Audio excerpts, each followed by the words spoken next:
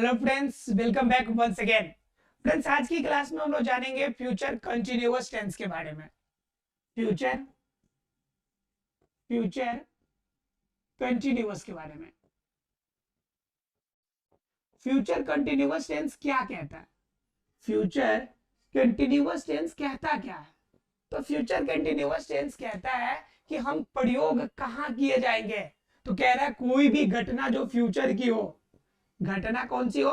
जो फ्यूचर की घटना हो, और साथ में उनके अंदर कंटिन्यूटी भी हो। कंटिन्यूटी भी हो मतलब लगातार काम हुआ हो, कुछ दिनों तक लगातार काम हो रहा हो, काम हो रहा हो। तो इस घटना को हम क्या कहेंगे? इस फ्यूचर की लगातार होने वाली घटना को हम फ्यूचर कंटिन्यूअस के नाम से जानेंगे। अब फ्यूचर कंटिन्यूअस टेंस की बात होती है कि अगर समझ गए तो इसका यूज कहां करेंगे? तो कहता है क्या कि कोई भी स्पेसिफिक टाइम पे, यानी कि समय दिया हो आपके पास, उस स्पेसिफिक समय में कोई काम जो होगा, कोई भी वर्क होगा, उसे आपने कंटिन्यू किया हो, कोई वर्क कंटिन्यू का कोई प्लानिंग हो, कंटिन्यू की प्लानिंग हो, तो उसमें हम किसका यूज करेंगे? तो उसी प्लान को फुलफिल करने को हम क्या कहेंगे? हम कहेंगे कि फ्यूचर कंटिन्यूअस का सेंटेंस होगा। जैसे एग्जाम्पल देखिए, आई will B dancing all night. एकदम बात हो गया तय कि आज रात में रात भर डांस करना है, एकदम मस्ती, फुल ऑन एंजॉय। ठीक है, मतलब क्या पूरी मस्ती में रहना है, सारी रात आज डांस करना है। कोई आपकी प्रोग्राम होगी, बड़ी खुशी होगी कोई बात की, तो यह जो डांसिंग का केस है, यह पूरी रात डांस की प्लानिंग है। तो यह डांस की प्लानिंग स्पेसिफिक टाइम में हो गया। यह ऑल नाइट का मतलब क्या हो गया? स्पेसिफिक टाइम की बात हो गई, और उस स्पेसिफिक टाइम में आप इस डांस करने को कंटिन्यू करेंगे, इस डांस को लगातार करते रहेंगे। तो जब किसी स्पेसिफिक टाइम के अंदर किसी घटना को, किसी कार्य को आप कंटिन्यू एकदम रनिंग करेंगे, तो वह घटना आपकी क्या कहलाएगी? वह घटना कहलाएगी आपकी फ्यूचर कंटिन्यूअस टेंस की। क्लियर है आपको? यानी किसी भी स्पेसिफिक टाइम स्लॉट में जब भी किसी वर्क को करेंगे, तो वह घटना क्या कहलाएगी? वह घटना कहलाएगी फ्यूचर कंटिन्यूअस टेंस। एक और एग्जांपल देख लीजिए आप, जैसे आई विल बी प्लेइंग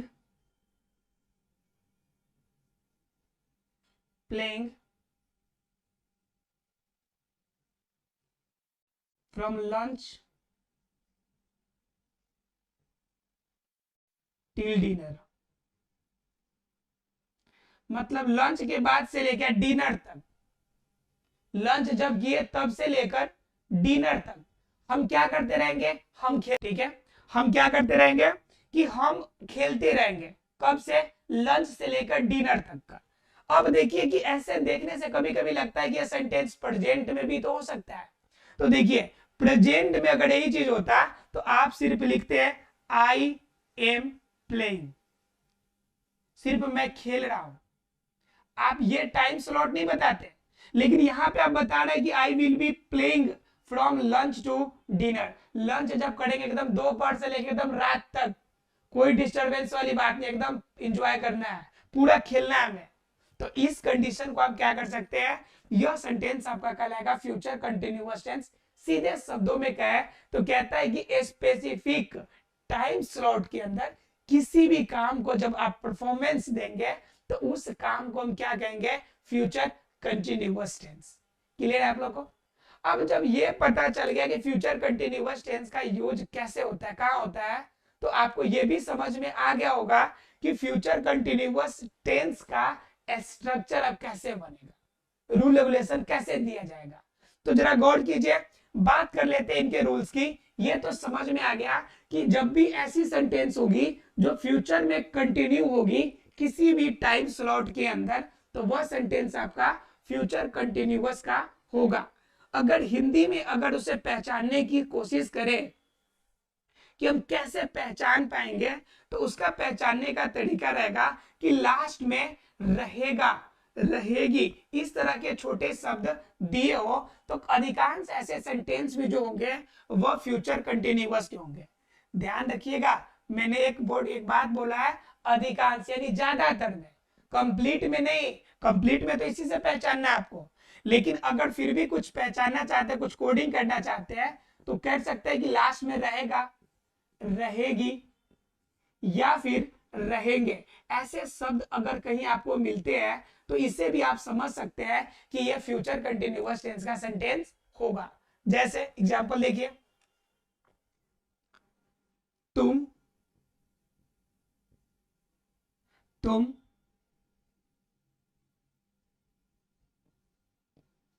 3 बजे से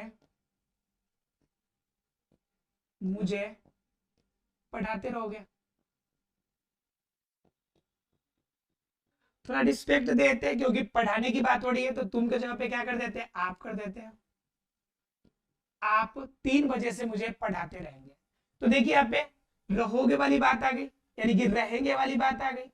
अब जब ऐसा केस आएगा तो ये सेंटेंस क्या हो जाएगा, फ्यूचर कंटिन्यूअस की हो जाएगी। सेंटेंस क्या हो जाएगी, फ्यूचर कंटिन्यूअस की। क्लियर है आप लोगों को? तो ऐसे सेंटेंस देखकर भी आप पहचान लेंगे कि ये सेंटेंस कैसा होगा, फ्यूचर कंटिन्यूअस की होगा। अब जरा बात कर लेते हैं कि इनके रूल बनाने का तरीका क्या होगा। ठीक है, तो रूल कहता है कि पहले तो आपको लगाना पड़ेगा सब्जेक्ट। क्या लगाना पड़ेगा, सब्जेक्ट। किसके लिए बात कर रहे हैं हम लोग, एसर्टिव सेंटेंस के अफर्मेटिव की बात कर रहे हैं। एसर्टिव सेंटेंस है, लेकिन इसमें भी अफर्मेटिव जो सकारात्मक तथ्य होते हैं उनकी बात कर रहे हैं। सब्जेक्ट के साथ क्या लगाना है, शैल और विल, इन दोनों में से कोई एक लगा लेना। आपका शैल लगाइए, विल लगाइए। उसके साथ क्या लगाना है, बीई लगाना है, मतलब कि वी लगाना है। और इसके बाद इसमें लगाना है वर्ब वन के साथ आईएनसी, इसका यूज करना है।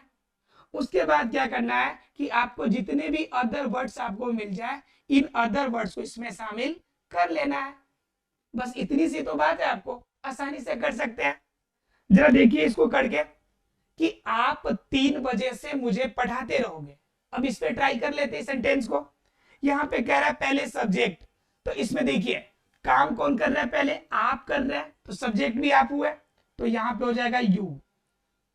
अब पूछ रहा है कि सेल लगाइए कि विल लगाइए। अब बताइए यू के साथ क्या लगेगा, तो मैंने कल बताया था एक गोल्डन रूल कि आई और वी, याद रखना है, सिर्फ आई और वी के साथ सेल, और बाकी जो भी बच जाए उन सब के साथ विल। ये बताया था कि नहीं कल मैंने, आई और वी के साथ सेल, इसके अलावा जो बच जाए सबके साथ विल।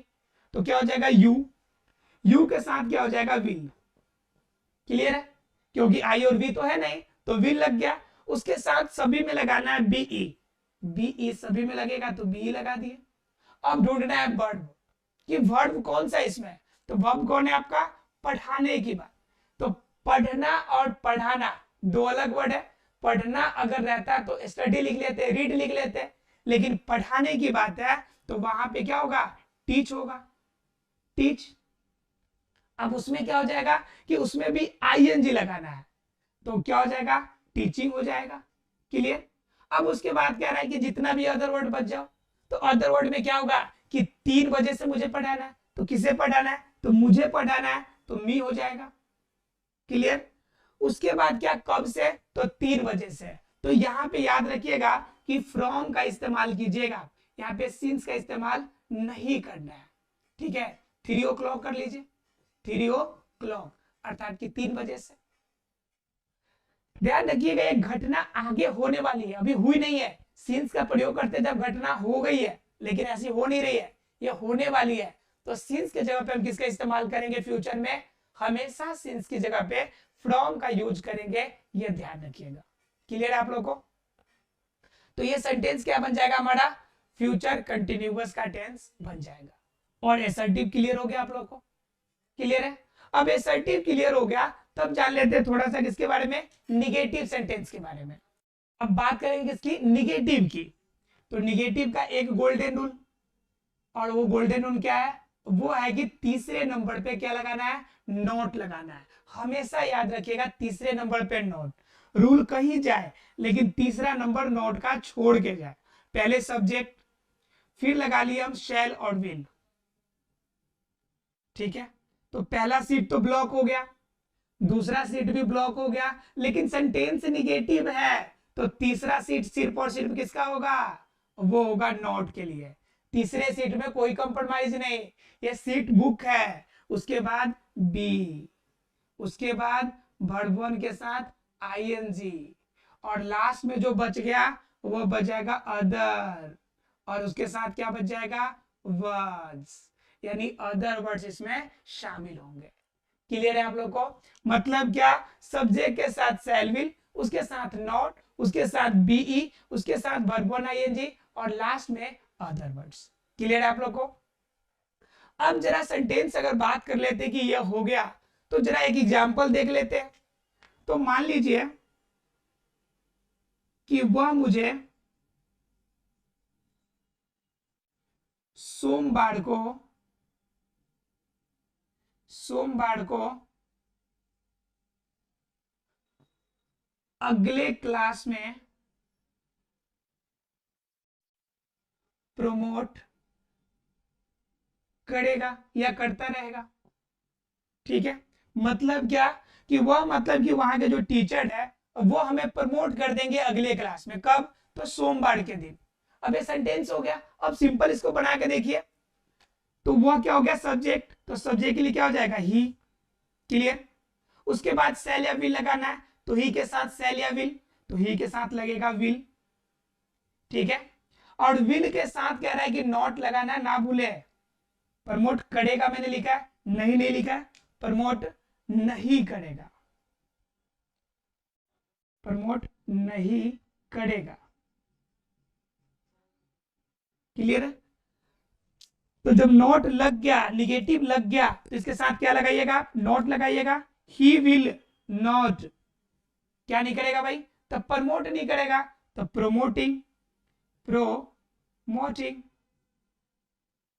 प्रोमोटिंग। कब, कहां पे, तो अगले क्लास में। तो अदर वर्ड्स आ जाएंगे, अदर वर्ड्स में प्रोमोटिंग नेक्स्ट क्लास। कब नहीं करेंगे भाई, तो सोमवार को। Promoting, he will not promoting next class to me, यानी कि मुझे प्रमोट नहीं करेगा। कहा नहीं करेगा, और कब नहीं करेगा, तो सोमवार को, तो on Monday, on Monday. Clear हो गया? ये सेंटेंस देखने से बहुत बड़े लगते हैं, लेकिन बड़े होते नहीं है। सब्जेक्ट, उसके साथ सेल या विल लगाना है, फिर नॉट लगाना है, फिर प्रमोट में आईएनजी कर देना, प्रमोटिंग। अब प्रमोटिंग कहां कर रहा है, अगले क्लास में, तो नेक्स्ट क्लास हो जाएगा। उसके बाद किसे कर रहा है, तो मुझे, तो टू मी हो जाएगा।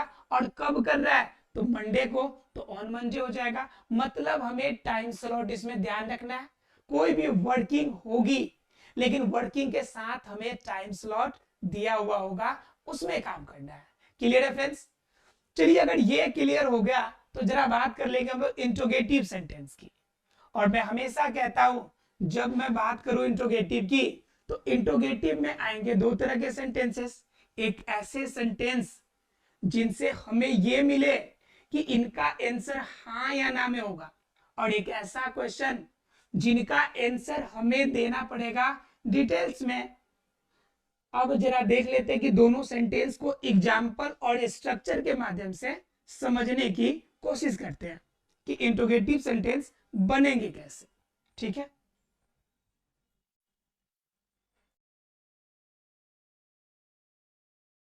देखिए, बात कर रहे हैं हम लोग इंट्रोगेटिव की।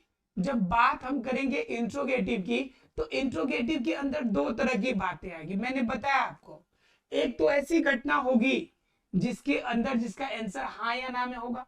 जैसे, क्या मोहन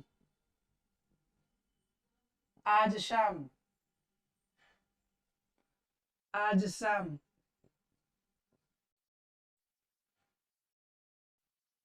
भाषण दे रहा होगा, देता रहेगा। आज शाम को ऐसा है क्या कि बात भाषण देता रहेगा शाम में वो, कौन, मोहन। और ये क्वेश्चन उसी पूछ देगा कि मोहन आज शाम, आज शाम क्या भाषण दे रहा होगा, क्या भाषण देता रहेगा। ये भाषण देगा क्या हो, कहता भाई देगा क्या, भाषण में मैटर क्या होगा, क्या देगा। सेंटेंस दो है, इसका आंसर होगा यस या नो, मतलब देगा या नहीं देगा ये बता दो सिर्फ। और ये कहता है कि भाषण अगर देगा तो इसका मैटर क्या होगा। तो जब भी दोनों तरह की हो तो एक में क्या होगा कि क्वेश्चन बीच में आएंगे और एक में क्या जो होगा शुरू में आएगा। तो जब शुरू में आएगा तो उसमें हेल्पिंग वर्ब शुरू में निकालनी पड़ेगी, और जब भी अगर बीच में आ जाए तो बीच में आएगा तो उसके लिए जो WH वर्ड वाला होगा उसको बाहर निकालना पड़ेगा। जरा सेंटेंस का बनाने का रूल देख लेते एक बार। तो इसमें शैल और विल को पहले लाना, हमें शैल और विल को पहले लाइए, इसके साथ सब्जेक्ट को ले आइए, उसके बाद वर्ब वन के सॉरी उसके साथ क्या लगाइए, बीई लगाइए, और बीई के साथ क्या लगाइए, वर्ब वन के साथ आईएनजी लगाइए। और जब वर्ब वन आईएनजी लग जाए तो जितने भी अदर वर्ड्स बच गए हैं इन सभी अदर्स को जोड़ लीजिए। ठीक है, यहां पे क्या होगा, बीच में क्या आ गया, तो इसमें WH वाला जो वर्ड बीच में आया है उसको बाहर निकाल लीजिए।